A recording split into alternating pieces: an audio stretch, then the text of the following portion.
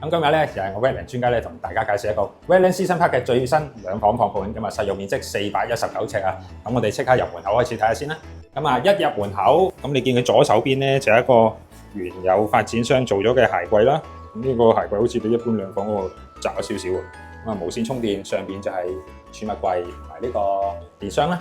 業主都示範咗啦，因為佢呢個走廊咧比較闊啲嘅關係啊，咁佢呢度咧可以再擺多個鞋櫃添嘅。咁啊側邊洗手間啦，咁啊都係一般 standard Wetland Seasons Park 嘅洗手間，企缸啦，咁啊鏡櫃上邊就抽氣扇啦。咁有啲人咧都會問咧，話裝唔裝得浴室寶啊？咁其實係好多人都會改裝咗嘅。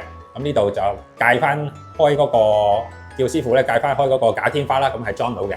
好啦，咁啊睇下開放式廚房，咁啊 L 型嘅廚房啦，電磁爐、微波蒸焗爐啦，咁啊洗衣機原有發展商嘅雪櫃都係啦，咁啊櫥櫃都大量收納空間嘅一辣櫥櫃。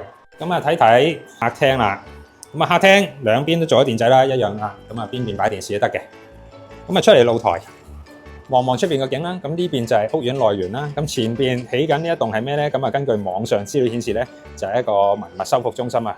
啊從另一個角度睇睇客飯廳嘅位置，咁又去睇埋兩個房啦。咁啊睡房呢個係細嘅睡房啦，咁啊四方形都係大約2米乘2米左右啦。呢度大擺單人床啦，一係就打橫擺，一係打直擺。呢個書台啦，或者係衣櫃，咁啊做到上頂。咁啊睇埋主人房，主人房嗱見咧出邊係有個工作平台嘅。咁呢度就可以擺到一個5尺闊嘅床啦。咁呢個主人房咧有個好處嘅，嗱你咁樣睇就知㗎啦，因為佢有個衣櫃啊，有個凹位，嗱做衣櫃咧做到上頂。咁有衣櫃位嗰個主人房咧係好用好多嘅，因為佢呢度咧就夠位擺多一個台仔啦，梳妝台啦或者書台啦。咁出邊有工作平台嘅，嗱呢隻工作平台咧打橫咧，我覺得係好用啲嘅。有啲係打直咧，打直紮牆上咧出去咧就好似晾衫比較困難啲咯。咁呢度都仲可以打橫咁樣去晾衫嘅，我覺得係比較好用啲打橫。係啦，咁啊睇完呢個單位有興趣，歡迎聯絡我，可以帶你過嚟睇下嘅。